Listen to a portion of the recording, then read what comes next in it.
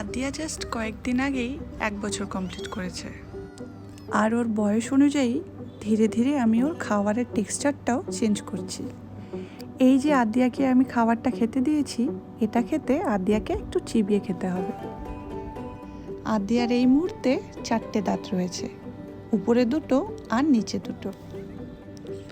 আর আমরা জানি সামনের যে দাঁত থাকে সেটা দিয়ে কোনো খাবার ছিঁড়তে বা টুকরো করতে সাহায্য করে, আর খাবার ভালো করে চিবিয়ে খেতে হলে পেছনের দাঁতের দরকার হয়, যেটা আদিয়ার কিন্তু এখন নেই। তাই যখন ওর জন্য খাবার বানাই আমি টেক্সচারটাকে এমন রাখার চেষ্টা করি যাতে ওর মাড়ির সাহায্যে খাবারটাকে একটু চিবিয়ে খেতে পারে। আর এই যে আদিয়া এখন খাবারটা খাচ্ছে, এটা একদম পারফেক্ট টেক্সচার ওর এজের জন্য। এটা একটা প্যানকেক ওকে বানিয়ে দিয়েছি, যেটা আমি সুজি, দই আর গাজর দিয়ে তৈরি করেছি। আর প্যানকেকটা ভাজতে আমি এখানে ঘি ইউজ করেছি। ঠিক সন্ধেবেলা আমি ওকে এই খাবারটা বানিয়ে দিই, এটা বলতে পারো ওর স্ন্যাক্স। আর আদিয়াও কিন্তু এই খাবারটা খেতে ভীষণ ভালোবাসে। তোমরা হয়তো ভিডিওতে দেখতে পাচ্ছ, ও কিন্তু একা একাই নিজের হাতে নিয়ে খাচ্ছিল। আদিয়ার 1 বছর কমপ্লিট হয়ে গেছে, আর ও নিজের আঙ্গুলের সাহায্যে যে কোনো জিনিসপত্রই ধরতে পারছে, আর ওর 4টে দাঁতও হয়ে গেছে। তাই আমি চেষ্টা করছিলাম ও যাতে ধীরে ধীরে নিজের খাবারগুলো নিজেই খেতে শেখে।